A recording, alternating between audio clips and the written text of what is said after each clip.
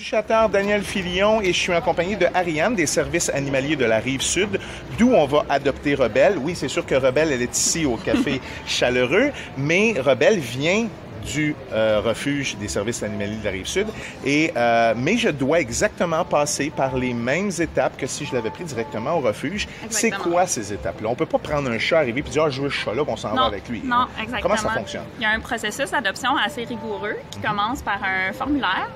Ça, des fois, les gens restent un petit peu surpris. C'est un formulaire de 3-4 pages. Il est long. Mais, ouais. Mais c'est vraiment, en plus d'avoir les coordonnées de la personne, c'est vraiment aussi de se faire un profil de l'adoptant potentiel. Donc, en premier lieu, où la personne réside et combien d'animaux la personne a. Ça nous permet de déterminer est-ce que c'est réglementaire que la personne adopte un autre animal. Sinon, ensuite, l'expérience. Si on parle d'un animal qui a des besoins particuliers puis que la personne n'a pas d'expérience, donc, si c'est un animal qui ne veut pas être avec d'autres animaux, qui est réactif.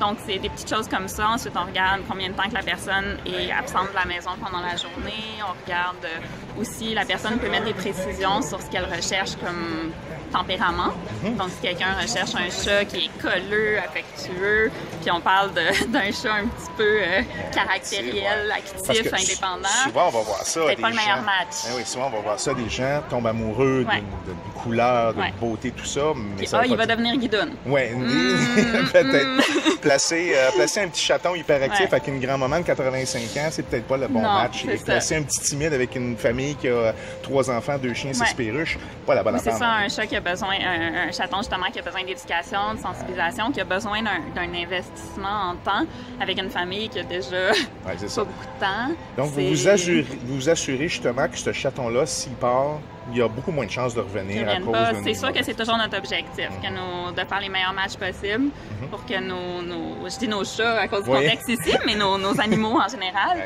pour qu'ils soient vraiment dans les meilleures familles possibles pour eux, pour leur cas particulier, puis qu'il y ait le moins de retour possible d'adoption. Évidemment, il y a des frais reliés à ça qui varient qui couvrent, dans le fond, les soins vétérinaires qui sont offrés, la stérilisation, la micropuce, les vaccins, les vermifuges. Il vient tout équipé, là. Oui, exactement. Il vient tout équipé, on n'a rien à faire, c'est vraiment bien. Puis ça permet au refuge de pouvoir continuer de sauver des animaux. Ben oui, c'est ça. Donc, merci beaucoup, Ariane. On s'en va justement remplir tous ces papiers-là et on va vous prendre à la sortie ici avec notre petite Rebelle. Merci beaucoup. Ça fait plaisir.